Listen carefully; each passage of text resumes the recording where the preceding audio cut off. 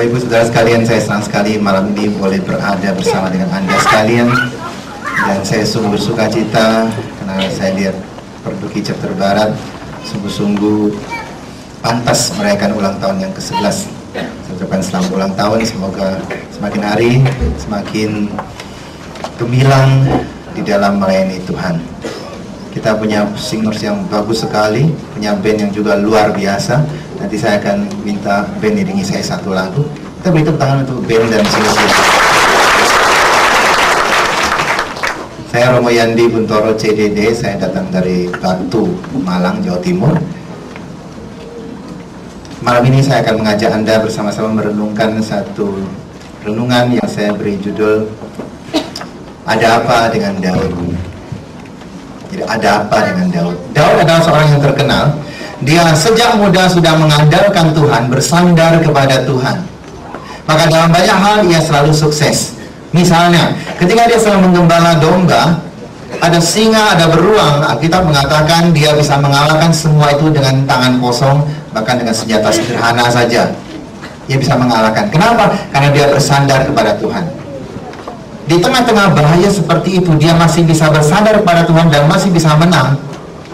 Itu bukan terjadi sehari, 2 hari. Pasti karena latihan yang banyak, jam terbang yang tinggi untuk percaya pada Tuhan. Nah, suatu hari lagi, suatu peristiwa yang terkenal kita semua mungkin tahu. Ketika dia sedang mengantar makanan untuk kakak-kakaknya yang sedang berperang, mereka cerita bahwa ada seorang pahlawan Filistin, Goliat namanya. Orang ini sangat sombong karena dia tinggi besar, dia pintar berperang, menantang orang-orang Israel 1 lawan 1. Tidak ada yang berani, saudara, karena tinggi besar dan sangat terlatih. Orang-orang takut kepada dia. Lalu katakan, itu kecil saja, singa beruang saja saya kalahkan, apalagi cuma manusia biasa.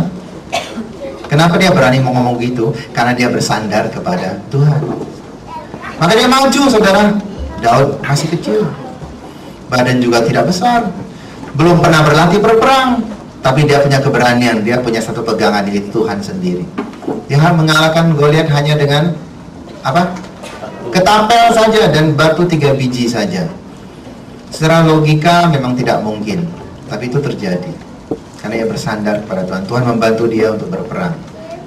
Belum lagi pada saat dia membantu Saul berperang, orang bersorak-sorai mengatakan Saul mengalahkan beribu-ribu, tetapi Daud mengalahkan berlaksa-laksa, jauh lebih banyak lagi. Oh, luar biasa. Seorang yang sukses, selalu sukses, tapi sayang pada masa tuanya terjadi sedikit masalah. Mari kita buka Alkitab kita 2 Samuel.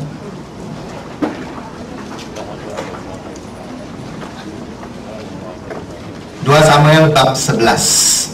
2 Samuel bab 11.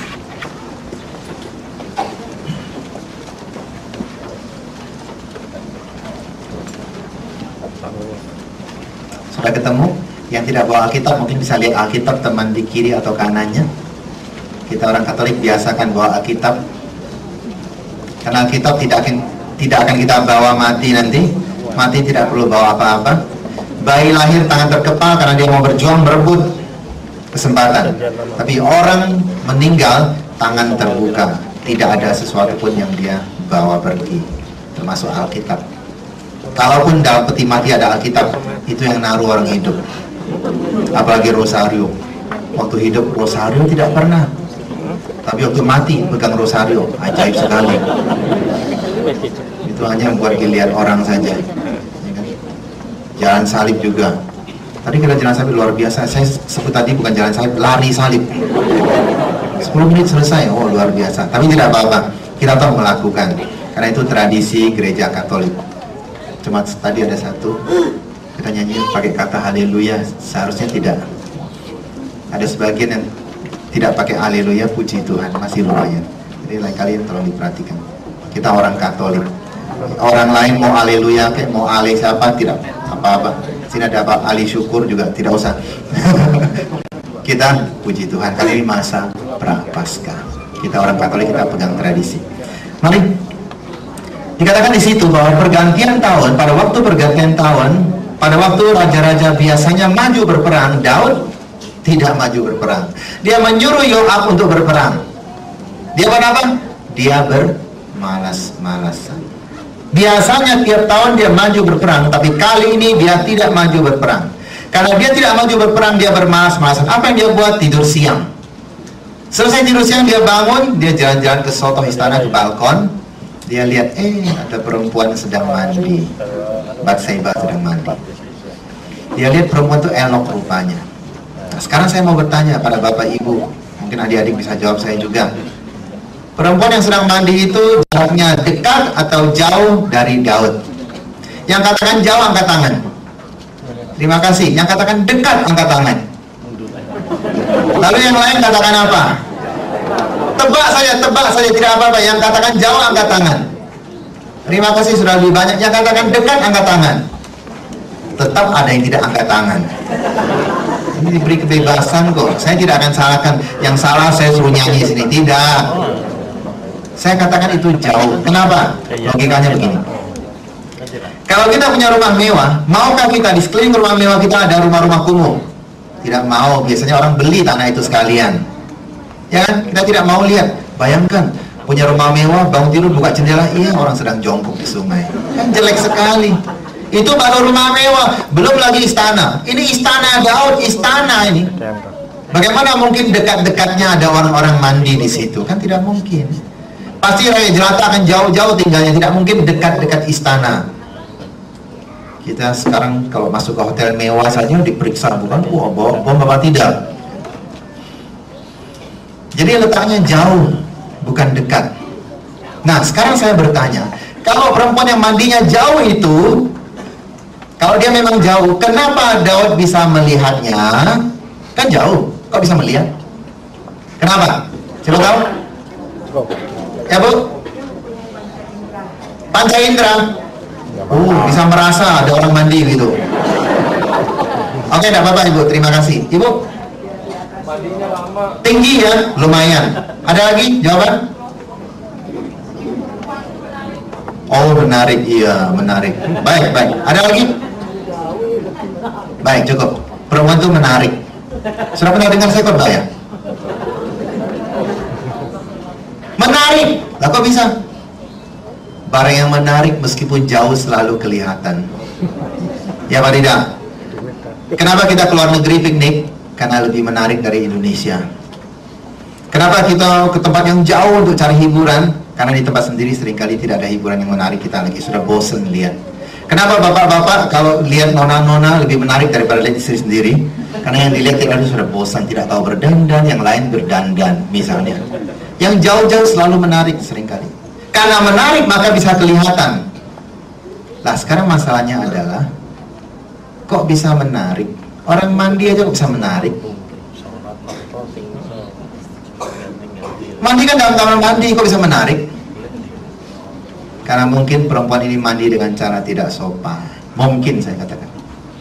Kalau dia mandi di kamar mandi, tidak kelihatan bukan? Mungkin dia mandi tidak di kamar mandi. Mungkin pakainya cuma sedikit saja. Nah itu yang buat menarik. Kalau dibuka semua mungkin tidak menarik. Tapi sedikit itu yang menarik. Itu sebabnya mengapa rok mini lebih bagus daripada rok panjang. Meskipun lebih mahal harganya, orang beli juga. Kayaknya cuma sedikit tapi mahal luar biasa.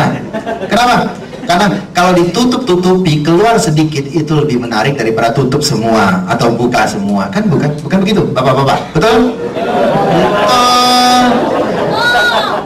Kalau tutup sedikit orang pikir ada apa ya di balik itu. Nah, teman-teman kita orang muslim, saya kagum sekali, saya hormat pada mereka, pakai jilbab, tutupi semua, bahkan ada yang cuma mata keluar saja.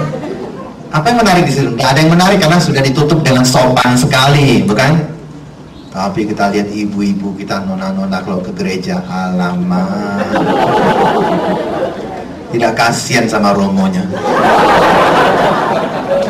Kalau bapak-bapak lihat begini, pulang ada istrinya, romo, siapa?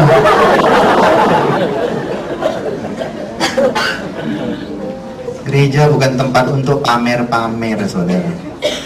Ada orang misa bawa persembahan maju ke depan pakai rok mini, pakai bukanya rendah sekali. Waktu terima persembahan romonya terpaksa lihat ke atas. Salah ngambil kadang-kadang karena lihat ke atas. Ibu itu sedang mempermalukan dirinya sendiri. Coba dia tidak terlambat, coba dia tidak berpakaian seperti itu, kan tidak akan terjadi hal seperti itu. Saudara sekalian, nah itu barang itu kita matikan dulu ya. Barang itu kalau digunakan dengan tepat namanya handphone. Jika digunakan tidak tepat namanya handphone. Apa ya? Demi kepentingan kita bersama. Barang itu namanya handphone, Bapak tidak.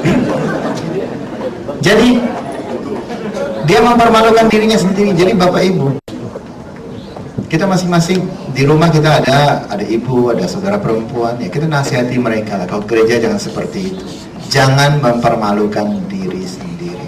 Apalagi bikin siksaan untuk romonya. Kasihan. Kasihan deh loh.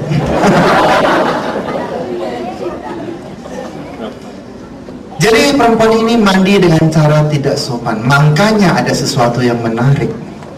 Daud bisa lihat, jauh pun dia bisa lihat. Tadi ada yang jawab teropong. Itu jawaban paling ngawur. Kenapa? Berapa ribu tahun lalu mana ada teropong? Bilang aja kamera video sekali. Lebih keren. Waktu saya seminari di Malang, umur 16-17, itu kami setiap Sabtu harus belajar piano di susteran. Kami harus jalan melewati sebuah sungai. Nah, harus menyeberangi jembatan. Di Jawa orang biasa mandi di sungai. Nah, orang-orang muda ini tiap kali lewat di situ, kami lihat ada orang mandi, tapi tidak tertarik sama sekali. Kenapa? Yang mandi gemuk-gemuk, hitam-hitam. Tidak tertarik, saudara, karena tidak ada sesuatu yang menarik di situ. Tapi yang Daud lihat tuh menarik. Perempuan elok rupanya, pakaiannya cuma sedikit, maka dia tertarik. Meskipun jauh dia bisa melihat. Bapak-bapak, kadang-kadang istri tidak dilihat lagi. Kenapa? Tidak menarik lagi. Orang Tionghoa katakan istri yang tidak menarik lagi karena sering berkurung di rumah, kubar, itu namanya Huang Lian Po. Istri yang mukanya kuning. Kok kuning? Bukan karena dia Golkar. Kuning karena tidak kena sinar matahari. Tidak tahu ke mall, tidak tahu arisan, tidak tahu bergaul, hanya di rumah saja. Itu Huang Lian Po namanya. Apalagi tidak tahu berdandan. Boleh tidak kita berdandan? Baik sekali berdandan. Sekarang pria saja mulai berdandan. Romo-romo sekarang sudah wangi-wangi. Ada kan? Pakai cincin, pakai kalung segala macam. Ada dia kan? Siapa yang kasih itu? Umat juga yang kasih. Masa dia beli sendiri? Ibu-ibu kalau dandan hebat sekali. Saya sering kagum sekali. Wah, biasanya tidak begini. Begitu mau ketemu Romo, rambut disasak tinggi, alisnya digambar. Hebat sekali. Belum lagi alis dicukur habis. Saya paling heran sama alis cukur habis. Saya tanya, Bu, kenapa dicukur habis alisnya? Supaya tiap hari bisa ganti model. Hah? Ganti model? Kalau dia gambar tipis melengkung begini, Krisdayanti. Kalau dia gambar tebal miring begini, Jetsbau. Kalau dia gambar tebal melengkung, Sinchan. Suatu hari dia lupa gambar alisnya, setan.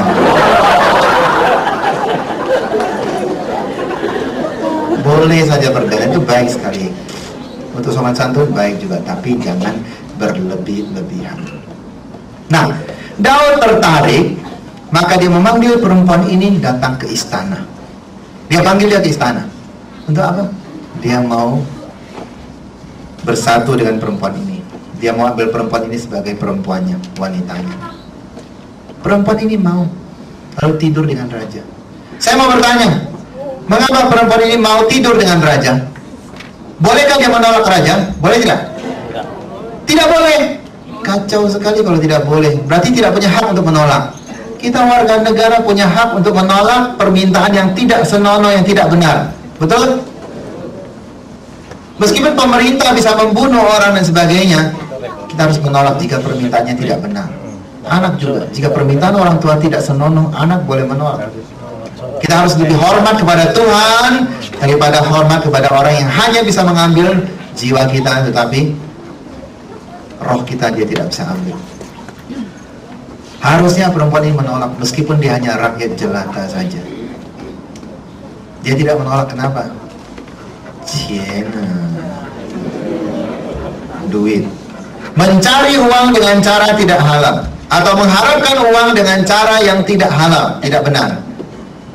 Boleh tidak orang Katolik mencari uang? Boleh saja, tapi caranya mesti benar. Uang itu dipakai untuk apa? Juga mesti benar. Jangan asal mencari uang, menghalalkan segala macam cara. Perempuan ini kan menghalalkan cara. Dia mau tidur dengan raja dengan harapan nanti dia bisa menjadi permaisuri lah, bisa dapat uang banyak lah dan sebagainya. Nah, karena dia tidur dengan raja, tentu ada kemungkinan hamil, bukan? Tidur cuma sekali. Waktu dia pulang, berapa lama kemudian dia ketemu, wah ternyata dia hamil. Dia kirim orang lapor pada raja, Baginda, ternyata saya hamil. Kalau Anda jadi Daud, saya mau bertanya, apa reaksi Daud ketika mendengar perempuan itu mengatakan dia hamil? Apa reaksinya? Ore, aku jadi ayah, begitu? Nah, nggak mungkin. Pasti dia ketakutan, karena apa? Itu bukan istrinya. Kalau perempuan itu misalnya memeras Daud, mengatakan, Raja, kalau kau tidak kasih saya uang, saya akan laporkan kebusukanmu, misalnya. Habislah Raja. Dia tidak senang, saudara. Dia ketakutan, karena dia memang sudah berbuat salah. Maka apa yang dibuat oleh Daud? Apakah dia bertobat? Dia tidak bertobat, saudara. Kalau dia bertobat saat itu masih lumayan, masih bisa diperbaiki keadaan. Dia cari tahu siapa perempuan ini. Batseba ini ternyata istri dari Uria, orang Het. Uria itu seorang panglima perang. Bukan panglima, maksudnya seorang yang punya kedudukan dalam perang, dalam bala tentara. Karena Daud tahu dia suami orang yang terkenal, dia undang suami itu datang. Dia kasih pesan supaya Uria, suami dari orang ini, datang untuk pesta dengan Daud. Orang-orang lain sedang berperang, tapi orang ini diundang untuk berpesta. Nah, pada saat berpesta, Daud puji dia. Daud tanya dia dulu, bagaimana keadaan perang? Bagaimana tentang bala tentara? Bagaimana tentang keadaan perang? Dan orang itu bisa menjawab dengan baik. Nah, saya mau bertanya, kalau dia bisa menjawab dengan baik, kira-kira orang ini punya kedudukan atau tidak punya kedudukan? Pasti punya. Kalau dia tidak punya kedudukan, yang dia tahu, komandan teriak maju, komandan teriak mundur. Tapi orang ini tahu keadaan perang. Jadi dia bukan hanya sekedar tentara kecil, dia orang yang punya kedudukan. Dia adalah aset negara sebenarnya. Daud katakan, baik, engkau sudah berperang dengan baik, saya kasih engkau hadiah. Malam ini kau boleh pulang tidur dengan istrimu. Apakah itu hadiah? Hadiah tidak? Tidak. Orang-orang yang punya pengalaman pasti tahu itu bukan hadiah. Bukan hadiah. Dia mau menjebak orang ini supaya nanti kalau ketahuan istrinya hamil, dia akan katakan, engkau pernah pulang tidur sama istrimu kok. Sekarang banyak tentara Amerika berperang ke Irak. Kalau tiba-tiba waktu dia berangkat berperang, lalu sebulan kemudian istrinya telepon, Mas, mungkin 3 bulan kemudian istrinya telepon, Mas, aku hamil. Dia ngaku tidak anaknya. Mungkin tidak, bukan dia yang buat, dia sedang berperang. Tapi Uria, karena diharapkan pulang ke rumah, kemungkinan dia yang buat. Orang akan tuduh dia. Itulah tipu muslihat Daud. Daud sudah berbuat dosa, sekarang dia mau menipu. Tetapi ternyata Uria tidak pulang ke rumah. Ia tidak pulang, saudara. Ia tidur di kemah. Besok pagi Daud tahu dia tidur di kemah, panggil dia. Kenapa engkau tidak pulang? Karena aku sudah beri engkau izin untuk pulang, sudah beri hadiah. Dia katakan, mana mungkin saya pulang. Lihat saja, teman-teman lain sedang berperang, masa saya enak-enak pulang ke rumah? Tabut Allah juga masih di dalam kemah, belum punya bait Allah. Tabut Allah saja dalam kemah, masa saya pulang? Tidak pantas. Padahal Uria ini orang Het. Orang Het itu orang yang semula tidak percaya pada Allah, tapi setelah dia ikut Daud, dia percaya pada Allah. Katakanlah dia adalah warga baru, umat yang baru. Tetapi dia lebih hormat kepada Tuhan daripada Daud. Daud sudah lama bersandar pada Tuhan, sering diberi kemenangan, dia melawan Tuhan. Sedangkan orang ini umat baru, dia lebih hormat pada Tuhan. Dia katakan, Tuhan saja dalam kemah, bagaimana mungkin saya pulang ke rumah? Jadi dia tidak pulang. Karena tidak pulang, saudara, Daud pikir, wah ini tipu muslihat tidak berhasil nih. Dia undang sekali lagi, kita pesta lagi. Orang ini dibuat mabuk, dikasih minum anggur banyak-banyak supaya dia mabuk. harapan Daud, kalau dia mabuk nanti dia linglung pulang ke rumah tidur sama istrinya juga. Ternyata malam itu pun dia tidak pulang. Dia lebih menghormati Tuhan daripada libur yang Daud berikan kepadanya.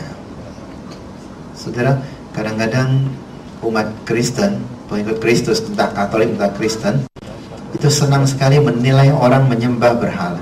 Senang sekali mengatakan orang menyembah yang bukan Tuhan, padahal belum tahu apa yang dilakukan oleh orang. Kadang-kadang melihat teman-teman kita yang mungkin sebelumnya Buddha atau orang tuanya Buddha atau Konghucu, sekarang dia sudah jadi Katolik, lalu pada saat sembahyang kubur dia juga datang bawa iyo begini, lalu mulai menilai orang, lihat menyembah berhala. Benarkah? Hati-hati, jangan kita menilai orang, jangan kita menghakimi orang. Kalau kita mengikuti tradisi, memang seharusnya kita mengikuti tradisi. Bukan berarti kalau saya sudah ikut Kristus, saya buang semua tradisi. Tidak. Asal pada saat kita sembahyang, kita tujukan kepada Tuhan, satu-satunya Tuhan Allah, itu benar adanya. Cara, itu hanya cara saja, tidak masalah. Tapi tujuan kita kepada siapa, itu jauh lebih penting. Kalau orang mengkritik kita, kenapa sudah jadi Kristen masih ikut cara seperti itu? Karena itu cara nenek moyang saya. Kenapa harus saya tinggalkan? Kenapa setelah saya percaya Kristus saya buang nenek moyang saya? Itu tidak benar. Orang Katolik tidak buat seperti itu. Amin. Amin. Jangan kita fanatik, saudara. Saya kasih tahu, lebih baik kita menjadi orang yang menyembah Tuhan daripada sekitar. Ada orang begini loh, saudara. Dia ini, saya katakan, menuhankan barang. Jadi barang dijadikan sebagai Tuhan, itu menyembah berhala. Tapi ada yang lebih buruk lagi, membarangkan Tuhan. Nah, itu lebih buruk lagi. Tuhan dianggap barang. Itu jauh lebih buruk daripada menuhankan barang. Kalau orang hanya menyembah patung saja, itu patung atau barang dijadikan sebagai Tuhan. Tapi jika Tuhan disembah sebagai patung, itu yang tidak benar. Saya kasih contoh demikian. Suatu hari ada seorang ayah. Ayah ini tiap kali anaknya mau ulangan, dia jaga anaknya belajar. Nah, pada saat belajar, ayahnya dari situ anak tidak berani main-main. Memang prestasi anaknya bagus juga sih. Sudah pinter, ayah jaga belajar. Suatu hari ayah ini tidak bisa jaga anaknya. Dia ada tugas keluar kota. Dia pikir gimana caranya? Karena jika ibunya yang jaga, anak tidak akan takut. Anaknya akan main-main, tidak takut pada ibunya. Dia pikir, oh dapat cara. Dia pergi ke tukang patung, tolong buatkan patung saya ya, mirip, ya harus mirip loh. Nah, dia taruh patung di meja supaya anaknya waktu belajar lihat patung dia. Anak ketawa, mati, cuma patung siapa yang takut? Benar kan, cuma patung siapa yang takut? Itu yang terjadi. Tuhan ada di mana? Ada di mana-mana. Kita buat apa saja dia lihat tidak? Dia lihat, tapi seringkali kita anggap dia patung saja, tidak lihat. Itu namanya membarangkan Tuhan. Tuhan dijadikan sebagai barang, tidak takut lagi sama Tuhan. Itu membarangkan Tuhan. Itu yang dilakukan oleh Daud. Tuhan sudah tolong dia berkali-kali, tapi dianggap Tuhan tidak ada, sehingga dia berbuat dosa.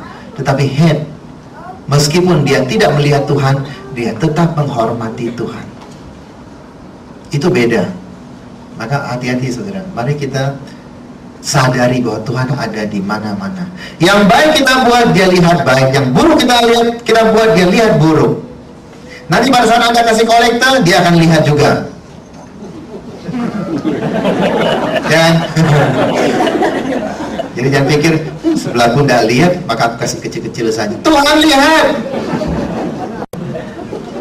Memang kita tidak tentukan kasih kolektor seperberapa. Kalau perlu 100%. Kalau perlu. Saya pernah dalam satu retreat pada saat kolektor, saya keliling sendiri, bawa bakul keliling sendiri. Sampai depan seorang bapak. Biasanya bapak ini mungkin suka pilih-pilih uang paling kecil dalam dompet. Pilih-pilih. Saya di depan dia, oh begitu kaget ya Romo, karena kaget semua ditaruh, saudara. Nggak sempat pilih lagi. Nanti saya tidak akan buat itu, jangan khawatir. Daripada saya datang nodong, Anda keluarkan semua. Tidak, saya tidak menodong. Berilah dengan sukacita. Tapi pantaslah kalau kita beri. Perduki bisa adakan acara seperti ini, nanti ada makan malam lagi, tentu perlu dana. Mereka sudah nombok dana itu, ya kita beri sesuka hati. Karena apa? Karena uang yang kita berikan bukan dipakai untuk berpesta pora atau berfoya-foya, tapi tetap untuk pelayanan Tuhan. Dan Perduki akan lakukan banyak hal untuk melayani masyarakat. Amin. Ya. Nanti saya juga akan kolektor.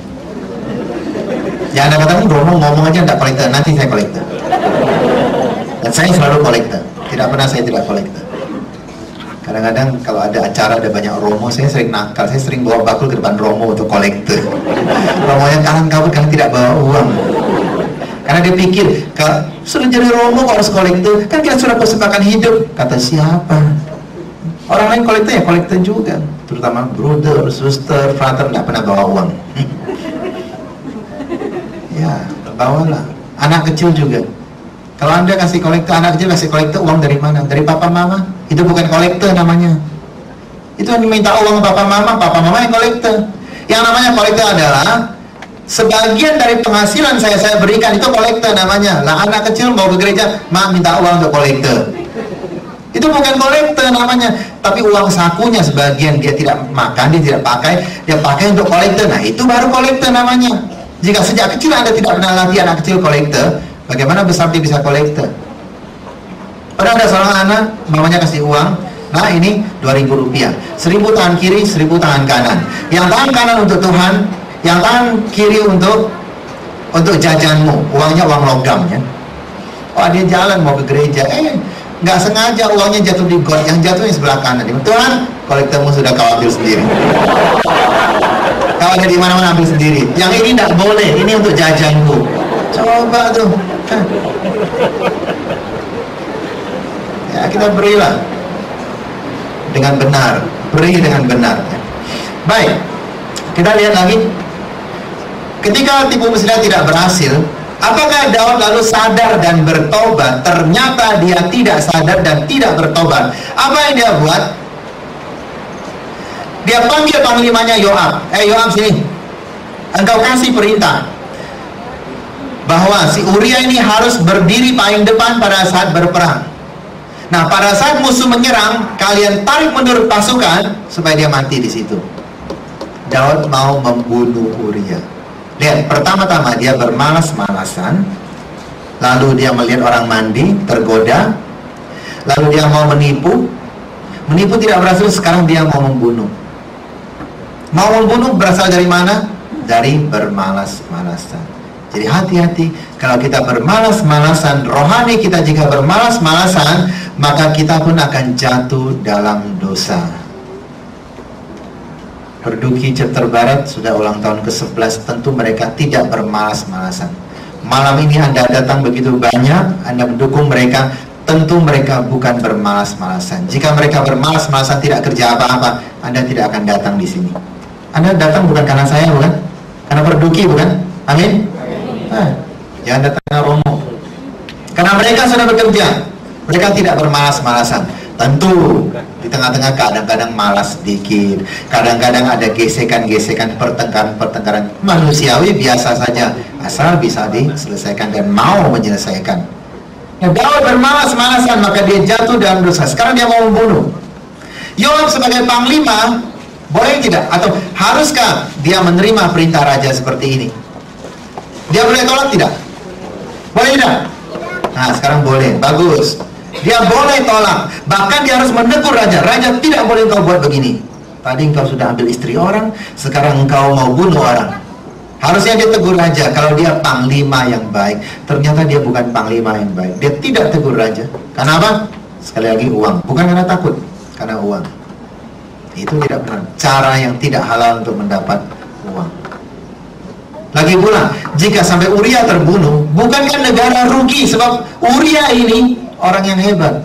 Uria ini orang yang punya kedudukan dalam tentara. Aset negara, dia korbankan begitu saja demi kepentingan pribadinya.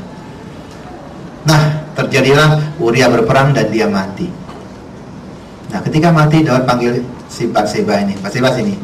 Suamimu tidak ada lagi kan? Baiklah, saya menampung engkau. Kelihatannya Daud menjadi orang baik, tapi dia tidak baik.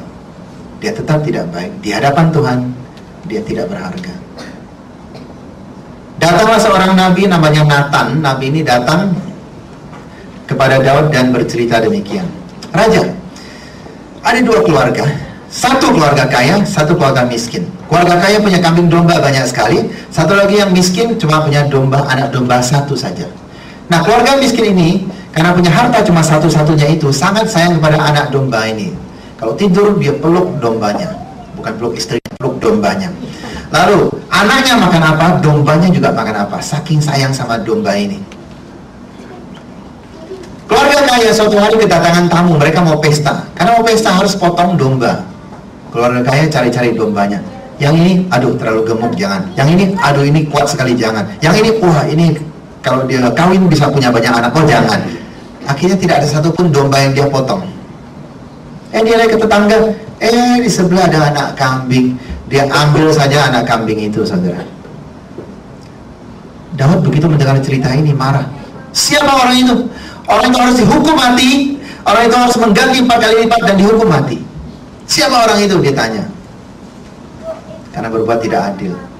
Nabi Nathan katakan, tidak jauh-jauh raja, orang itu adalah engkau sendiri. Engkau sendiri yang berbuat itu. Hah, kok bisa? Ya. Coba bayangkan, Daud punya berapa banyak istri? Banyak. Anaknya saja Salomo punya sekitar 1.600 istri. Bayangkan 1.600. Wah, bapak-bapak katakan enak apa itu, cari masalah namanya. Punya satu aja sering repot. 1.600. Kalau anaknya punya 1.600, bapaknya kira-kira punya berapa? Pasti banyak juga. Tapi itu pun dia tidak puas, dia masih ambil istri orang lain. Itu masalahnya. Itulah engkau sendiri, kata Nabi Nathan. Mendengar itu, apakah Daud bertobat? Marah-marah atau bertobat? Dia bertobat. Nah, inilah yang dilihat oleh Tuhan. Dia bertobat. Dia minta ampun kepada Tuhan. Dia menangis mohon ampun kepada Tuhan. Tapi Tuhan tetap mendidik dia. Anak yang dalam kandungan Batseba harus mati. Padahal Daud berharap anak itu lahir. Anak itu harus mati. Saudara, Anda tahu beda hukuman dengan didikan. Tuhan satu pihak mendidik Daud, satu pihak juga menghukum Daud. Apa beda hukuman dengan didikan? Didikan adalah satu akibat yang dialami oleh orang yang berbuat buruk, tetapi akibat ini membuat dia bertobat dan menjadi baik. Itu didikan. Tapi hukuman adalah satu akibat dari orang yang berbuat salah, tapi orang ini tidak bertobat, dia semakin berbuat salah. Itu hukuman. Saya kasih contoh.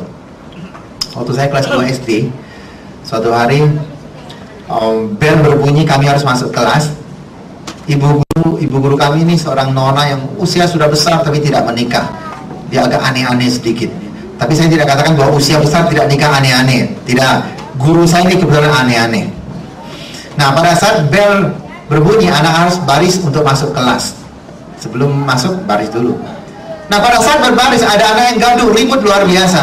Nah, pada saat ribut itu, waktu saya sudah lewat.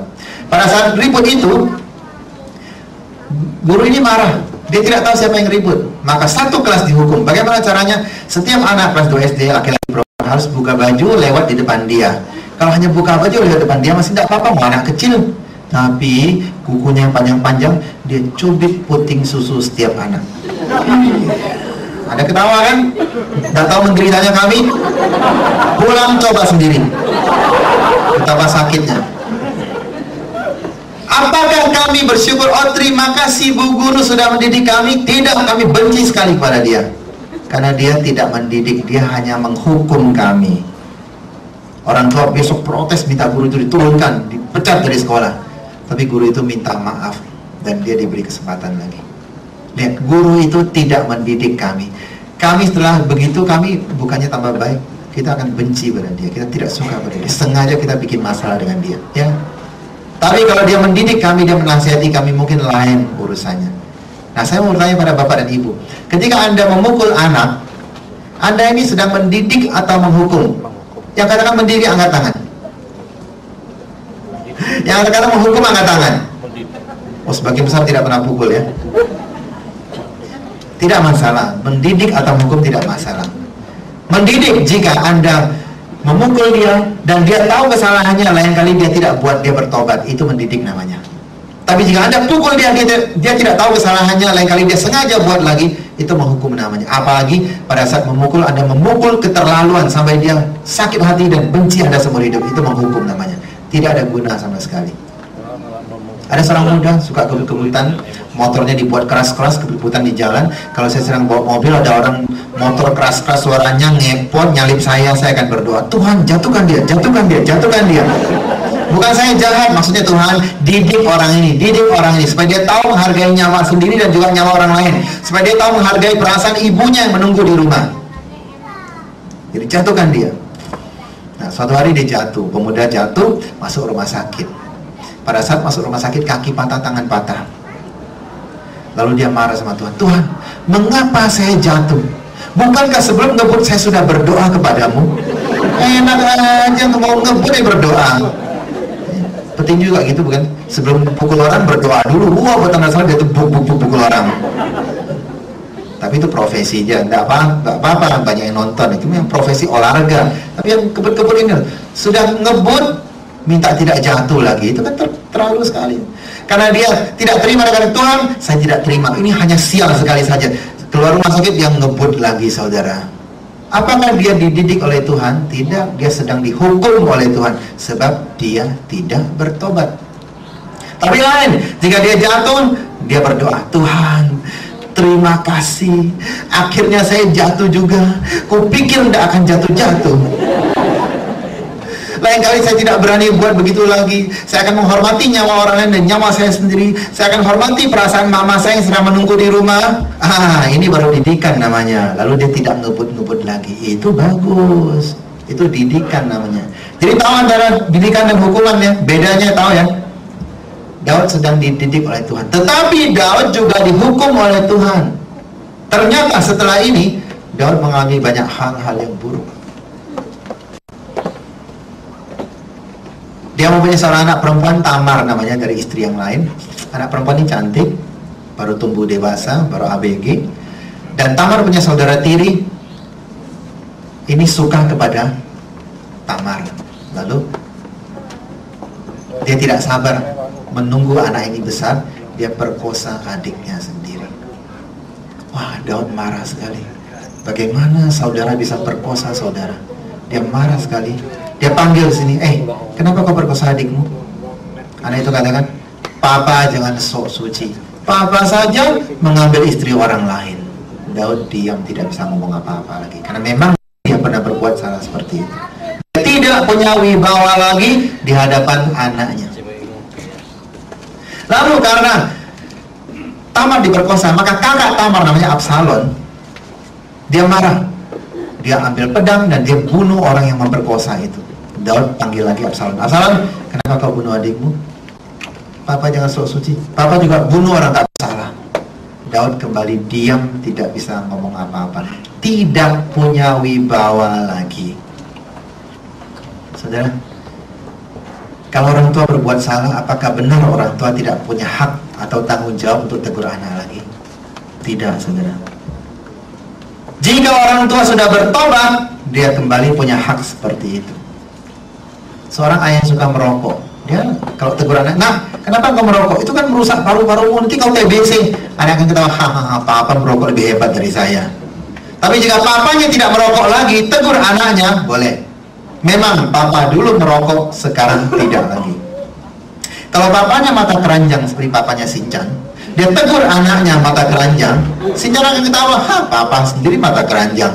Tapi kalau papanya sudah bertobat, tidak mata keranjang lagi, lalu tegur anaknya, boleh tidak? Boleh, karena dia sudah bertobat. Nah, saya mau bertanya pada saudara, Daud sudah bertobat belum? Sudah bertobat, dia tidak ambil istri orang lagi kok. Dia sudah minta ampun, dia sudah dihukum oleh Tuhan. Dia tidak berbuat salah lagi. Dia punya wibawa, punya hak tidak? Terima kasih Bapak, Tuhan berkati. Dia punya hak tidak untuk menegur anaknya? Dia punya hak, meskipun anaknya melawan dia, tidak masalah. Dia boleh katakan, memang dulu papa seperti ini, tapi sekarang papa sudah bertobat. Papa punya hak lagi, tanggung jawab untuk mendidik engkau. Harusnya begitu. Tapi Daud tidak lakukan itu. Itulah salahnya. Saudara, siapa sih yang tidak pernah buat salah? Orang tua mana di sini yang tidak pernah berbuat salah? Kita semua pernah buat salah. Apalagi orang tua yang baru, karena tidak punya pengalaman didik anak. Seringkali anak pertama jadi korban. Ya, anak pertama sering ini sama anak kedua. Kok dulu saya diperlakukan keras, anak kedua tidak seperti itu? Ya namanya juga papa mama berpengalaman. Sekarang sudah punya pengalaman, nah baru ya maklum lah gitu. Pernah berbuat salah boleh saja, tapi harus bertobat. Sesudah bertobat, kita kembali ke posisi semula sebagai orang tua. Guru juga demikian. Pimpinan perusahaan juga demikian. Kita punya perduki juga demikian. Setiap orang boleh berbuat salah, tapi setelah itu bertobat. Nah, Daud tidak punya wibawa itu. Oleh karena itu anaknya menjadi keras hati. Anaknya lihat, oh, papa tidak punya wibawa kok. Untuk apa takut sama papa? Lalu Absalom menghimpun bala tentara untuk melawan Daud, untuk mengambil kekuasaan Daud, merebut kekuasaan ayahnya. Lalu terjadilah Daud yang sudah tua harus keluar lagi berperang dengan anaknya sendiri. Akhirnya anaknya mati. Ya, kalau dia tidak bermalas-malasan seperti itu, tidak akan terjadi tragedi seperti ini di dalam keluarganya. Semua karena dia bermalas-malasan. Selama dia bersandar pada Tuhan, tidak terjadi hal seperti itu.